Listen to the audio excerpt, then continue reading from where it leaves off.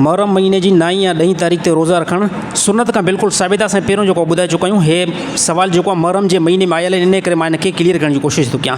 रसूलुल्लाह सल्लल्लाहु अलैहि वसल्लम खां साबित आहे, नबी सल्लल्लाहु अलैहि वसल्लम 9 तारीख़ जो रोज़ो रखियो, 9 तारीख़ ते मुहर्रम हराम रोज़ो रखियो। इन सां गॾोगॾु अल्लाह जे नबी 10 तारीख़ जो बि रोज़ो रखियो। इहो सुनत खां साबित आहे। हाणे कोई चए थो असां साईं असां न रखंदासीं, कोई चवे असां त जेको न रखे त बिल्कुलु न रखे, उनजो मसलक आहे, उनजो मज़हब आहे, उहो पंहिंजे मसलक ऐं एतबार सां या मज़हब जे एतबार सां नथो रखे त बिल्कुलु न रखे, कंहिं क़िस्म में कोई बि टेंशन न आहे। बाक़ी सुनत खां साबित आहे, असां सुनत खे फॉलो कंदासीं। असां मुहर्रम जी जेकॾहिं 9 तारीख़ आई या 10 तारीख़ आई, असां जेको रोज़ो रखंदासीं, इन जे अंदरि नेकी ऐं अजर आहे। अल्लाह ताला अमल करण जी तौफ़ीक़ अता फ़रमाए।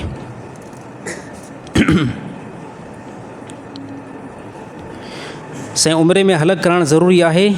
असां तव्हांखे ॾिठोसीं त तव्हां उमिरि करण खां बाद में पंहिंजे वारनि ठोड़ न कराई। साईं इन जे अंदरि सिर्फ़ु ॻाल्हि जेको नोट कयो, काफ़ी साथियुनि मां हिते जिन जो पाकिस्तान पहुतमि, चई साईं तव्हां उते उमिरि कयो, तव्हां त ठोड़ कराई न, ऐं तव्हां ठोड़ त जेको आहे मदीने खां अची करे पोइ कराई आहे। हक़ीक़त आहे मां ठोड़ जेकी कराई आहे उहा मदीने खां अची करे पोइ कराई आहे। हाणे हितां मां जिन जो वियुमि त वाक़ई मां उमिरि जीअं कंप्लीट कयुमि त मां कसर करायुमि। ॾिसो ॻाल्हि सम्झो, इस्लाम रुख़्सत ॾिनी आहे, इस्लाम इजाज़त ॾिनी आहे। जेकॾहिं कोई बि उमिरि करे थो, उमिरि करण खां बाद में 2 ऑप्शन आहिनि, या उहो ठोड़ कराए या उहो वारनि खे कसर कराए। उहा कसर औरत बि कराए सघे थी, अहिड़ी तरह कसर मर्द बि कराए सघे थो। ऐं कसर में हुकुम छा आहे त मथे जो चोथों हिसो हिकु पोरे जे बराबरि तव्हां वार कटे सघो था। त जेको मां पहिरियों उमिरि कयो उन जे अंदरि मां कराई कसर, त कोई बि साथी भुल में न अचे।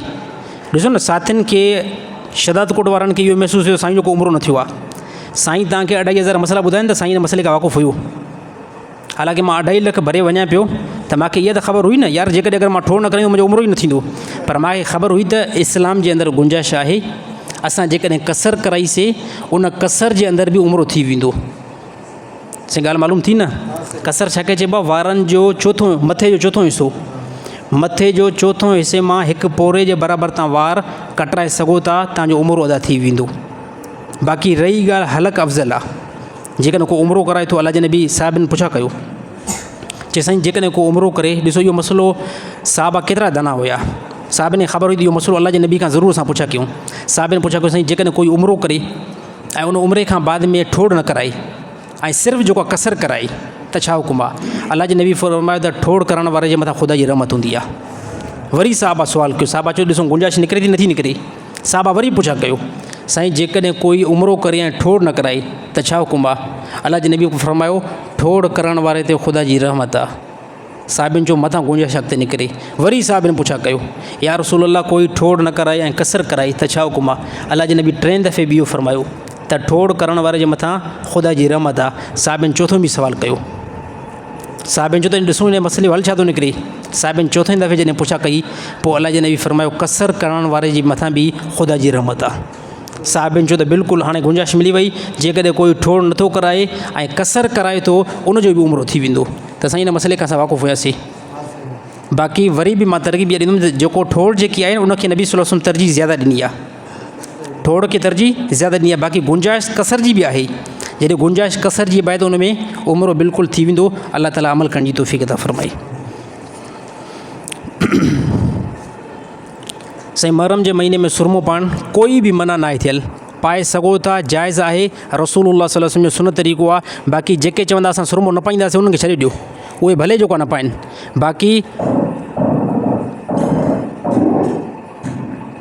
बाक़ी सुनत खां साबित आहे, रसूलुल्लाह सल्लल्लाहु अलैहि वसल्लम सुरमो पातो आहे। काफ़ी माण्हू अॼुकल्ह यार चए मुहर्रम अचे सुरमो बि न पायो, मुहर्रम अचे खीर बि जेको न पीओ। ख़ुदा जा बंदा, जेके शयूं अल्लाह ताला हलाल कयूं आहिनि उन्हनि खे तव्हां छो था हराम कयो? वॾी ॻाल्हि त इहा चए मुहर्रम अचे घरवारी सां सोबत बि न कयो, मुहर्रम अचे घरवारी सां सोबत बि न कयो। घरवारी सां सोबत करणु जाइज़ आहे। 2 सूरतुनि में घरवारी सां सोबत करणु नाजाइज़ रहंदी। उहा कहिड़ी? हिकु जंहिं टाइम घरवारी हेज़ वारी हुजे उन टाइम घरवारी सां हमबिस्तरी करणु नाजाइज़ आहे। 2 नंबर ते जॾहिं घरवारी खे ॿारु थियो आहे, ॿारु पैदा थियो आहे, ॿारु पैदा थियण खां बाद में जेकी 40 ॾींहंनि ताईं औरत खे माहवारी हलंदी आहे, जंहिंखे असां निफ़ास चवंदा आहियूं, इन 2 सूरतुनि में घरवारी सां सोबत करणु नाजाइज़ आहे, हराम आहे। बाक़ी इन खां अलावा पूरे साल में कंहिं बि तारीख़ में घरवारी सां सोबत करणु नाजाइज़ हराम न आहे। हिकिड़ी शइ यार अलाह हिकिड़ी गुंजाइश कढी आहे, रसूल हिकिड़ी गुंजाइश कढी आहे त तव्हां केरु थींदा आहियो त महरम अचे घरवारी सां सोबत करण बि नाजाइज़, अब नाजाइज़ आहे पोइ तव्हां भले न कयो पंहिंजी घरवारनि सां। चए वरी महरम अचे सुरमो बि न पायो, सुरमो बि तव्हां न पायो, भले तव्हां ॿियनि खे छो था रोकियो? सुरमो पाइणु, खीर पीअणु ऐं अहिड़ी तरह महरम जो महीनो जेकॾहिं अची वियो, जेकॾहिं कोई बि पंहिंजे घरवारी सां अज़वाजी तालुकात क़ाइमु थो करे त कंहिं रोकियो आहे?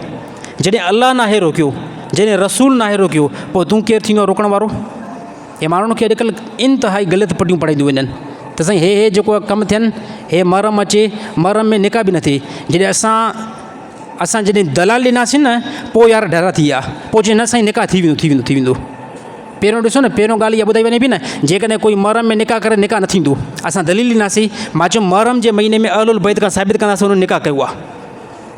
वरी पोइ ॻाल्हि छा चवंदा साईं, तव्हांजो अबो जेकॾहिं मरी वञे त पोइ तव्हां साईं अबो जेकॾहिं ख़ुदा न ख़ासि आहे, मां हिकिड़ी नंढी ॻाल्हि थो कयां, कंहिंजो बि अबो जेकॾहिं अगरि इंतकाल करे वञे, कंहिंजो बि अबो इंतकाल करे वञे, हाणे कंहिं इल्मी माण्हू खां पुछा कयो, कंहिं इल्मी माण्हू खां पुछा कयो, अबा हिकिड़े ॾींहुं हिन बंदे जो पीउ मरी वियो, जेकॾहिं इहो कंहिं बहाने सां, कंहिं बि तरीक़े सां, कंहिं बि मुशक़ ते करे जंहिं ॾींहुं अबो मरी वियो, इन राति जेकॾहिं निकाह करे थो, छा निकाह साबित थींदो न थींदो?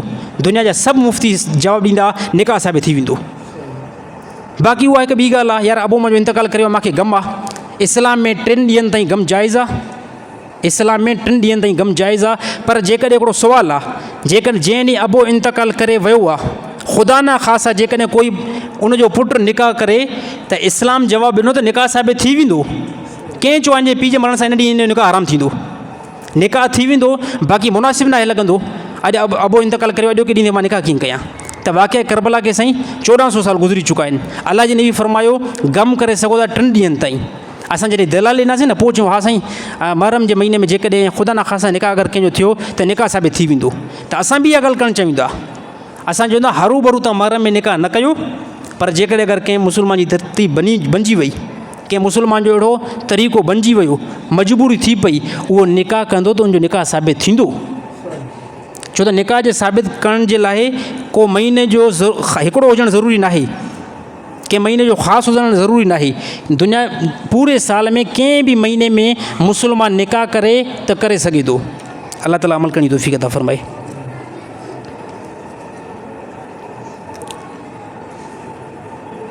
के चवंदा आहिनि त मुहर्रम जी 10 तारीख़ ते कारोबार बंदि कयो वञे, अगरि कारोबार बंदि कंदो त इहो इमामनि सां मुहबत न आहे। हे बिल्कुलु ग़लति आहे। ॾिसो न, हे ज़ाकिर मिंबर ते वेही करे इहा ॻाल्हि कंदा आहिनि न त थोरो मुस्लमानो तव्हां शर्म कयो। हाणे ॾिसो केॾा जेका अल्फाज़ मूंखे जेको मथे अल्फाज़ ज़बान मां मुंहिंजा थोरा ॻोड़ा निकिरंदा, पर हाणे ताज़ो उमिरि करायूं वाली उहा ॻाल्हि न कंदासीं। त हाणे छा ॻाल्हि कंदा आहिनि त मां त इहे सभु हक़ीक़तूं पाकिस्तान जा ड्रामा उते ॾिसां पियो। हे जेको मुहर्रमुल हरम में जेको कुझु हिते थियनि पिया न ड्रामा या अहिड़ी तरह फिल्मूं इमामनि जे नाले ते, उहो सभु मां ॾिसां पियो त उते केतिरो जेको आहे पब्लिक खे बेवकूफ़ बनाइनि पिया। हाणे कहिड़ी था ॻाल्हि कनि त 10 मुहर्रम अचे, 10 मुहर्रम जो ॾींहुं अचे, सभु पंहिंजा दुकान बंदि कयो। अल्हम्दुलिल्लाह अरब सभु दुकान खोले वेठा हुया, अल्हम्दुलिल्लाह। ऐं मां चवंदो हक़ीक़त अरब खोलनि, पाकिस्तान में बि सभु खोलनि। छाजे करे इमाम सां मोहबत जे लाइ दुकान बंदि करणु ज़रूरी नाहे। इमाम सां मोहबत जे लाइ ज़रूरी आहे तूं मुतक़ी थी, तूं नेक थी, तूं हराम कमनि खां बची वञ। इहा जेको आहे इमामनि सां मोहबत आहे। हाणे इन ज़ाकिरनि खां पुछा कयो, ख़ुदा जोड़े कसम अथव सही से ॿुधायो, इन 10 मुहर्रम ते जेकी तव्हां कोटू मोटू चौंक ते मजलिस पढ़ी, इन ज़ाकिरनि खां पुछा कयो त 30,000 जेको आहे इन्हनि आवाम खां वधा। हाणे जेको मज़दूरी करे जेको दुकान ते बीठो हुजे उनखे 1000 रुपयो ॾियारी मिले, उनखे चवनि त तूं जेको इहा ॾियारी खई, इहा ॾियारी तुंहिंजे लाइ हराम आहे, दुकान तूं बंदि कर। ऐं हिन खां पाण खां पुछा कर, सिर्फ़ु शरात कोट तव्हांखे हवाले ॾियां त हिते जेके बि ज़ाकिर आया आहिनि, इहो अशरो पाण 25,000, 30,000, 50,000 इमाम हुसैन जे नाले ते वठणु जाइज़। बाक़ी जेकॾहिं को ग़रीब जेको आहे दुकान 10 तारीख़ ते खोले, उनखे चवणु तोखे इमाम सां मोहबत न आहे। साईं ॻाल्हि थोरी सम्झी भाई। ज़ाकिर 10 तारीख़ ते मजलिस पढ़े ऐं उन मजलिस जा 50,000 वठे त उहो जाइज़ आहे। बाक़ी को ग़रीब जेको आहे मुस्लमान दुकान खोले 1000 रुपयो ॾियारी कमाए, उनखे चवनि तूं जेको हराम कमु कयो आहे, इहो तुंहिंजे लाइ नाजाइज़ आहे। हे पुट, हे त पोइ तूं अटकल थो करीं, हे तूं कंहिंखे थो बेवकूफ़ बनाए। उहो बेवकूफ़ जेकॾहिं 1999 में बनाया त उहो असां बणिजी वञूं आहे, पर हे ज़मानो जेको आहे उहो मीडिया जो आहे। हाणे मां इहा ॻाल्हि कयमि, मां अरबनि जा सभु दुकान खुलियल हुया। हाणे छा चवंदा साईं अरब त पोइ माज़ल्ला यज़ीद आहिनि, हाँ अरब जेकॾहिं दुकान खोले कारोबार करे त पोइ अरब जेको आहे थी वियो यज़ीद ऐं तूं इमाम हुसैन जे नाले ते मजलिस पढ़ी करे 50,000 वठे पोइ तूं केरु थी साईं तूं केरु थी त साईं सभु हिते पाकिस्तान में वॾा ड्रामा आहिनि साईं यकीन कयो हिते पाकिस्तान में हिते घणो कुझु ॾिसणो पए थो अलाह ताला हिन क़ौम खे सम्झ नसीब था फ़रमाए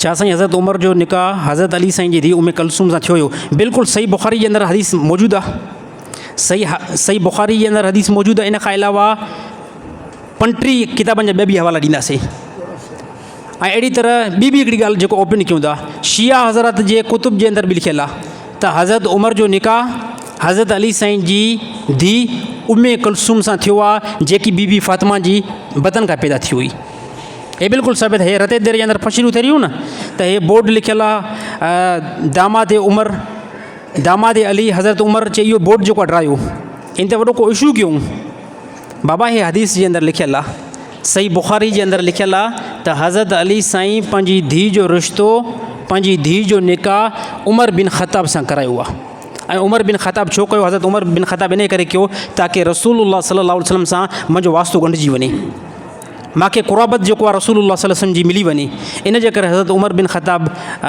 घुर कई निकाह जी ऐं हज़रत अली साईं रिश्तो ॾेई छॾियो बाक़ी तूं जेको आहे पंहिंजे मुंहं में भले जेको चंबा हाणे त हाणे बाक़ी इहो रिश्तो जेको अॼु खां 1400 साल पहिरियां थियल आहे ऐं उमर बिन ख़त्ताब जे निकाह में हज़रत अली साईं जी धीउ उम्मे कुलसूम आयल आहे जेकी बीबी फ़ातिमा जी न्याणी आहे हे बिल्कुलु क्लियर आहे हाणे तव्हां चओ त साईं इहे किताब त तव्हांजा आहिनि बाबा किताब असांजा आहिनि त असां मञूं था न किताब असांजा आहिनि त असां मञूं था तव्हांजे किताबनि में बि लिखियलु आहे तव्हांजे किताबनि में बि लिखियलु आहे बाक़ी जेकॾहिं तूं न मञे त कोई बि इशू न आहे दुनिया जे अंदरि अहिड़ा माण्हू बि मौजूदु आहिनि जेके अलाह खे न आहिनि मञींदा दुनिया जे अंदरि अहिड़ा माण्हू बि मौजूदु आहिनि जेके नबी खे बि न आहिनि मञींदा जेकॾहिं दुनिया जे अंदरि तूं अहिड़ो आहे जेको उमर बिन ख़त्ताब जे निकाह खे तस्लीम नथो करे त कोई बि इशू न आहे तूं भले न मञ बाक़ी सभु मुस्लमान अल्हम्दुलिल्लाह तस्लीम कनि था अलाह ताला अमल करण जी तौफ़ीक़ अता फ़रमाए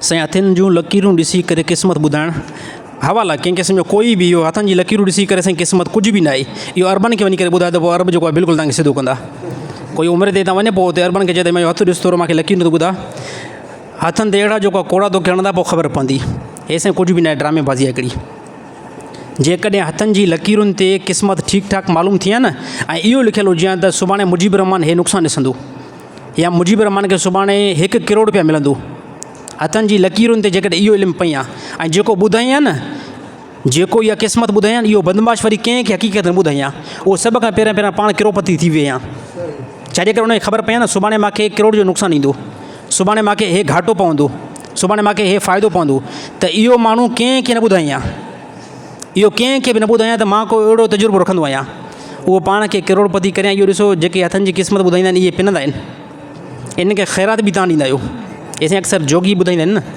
हे ढारो हणी करे 1 नंबर जा जेको आहे बदमाश आहिनि ऐं ॻाल्हि खे जेकॾहिं अॻिते ताज़ो उमिरो थियल आहे इंशाअल्लाह ॻाल्हि खे अॻिते वरी ओपन कंदासीं हाली इहे ॻाल्हियूं कुझु मुनासिब नथियूं लॻनि अल्लाह ताला अमल करण जी तौफ़ीक़ अता फ़रमाए व आख़िरु दवाना अनिल हम्दुलिल्लाहि रब्बिल आलमीन।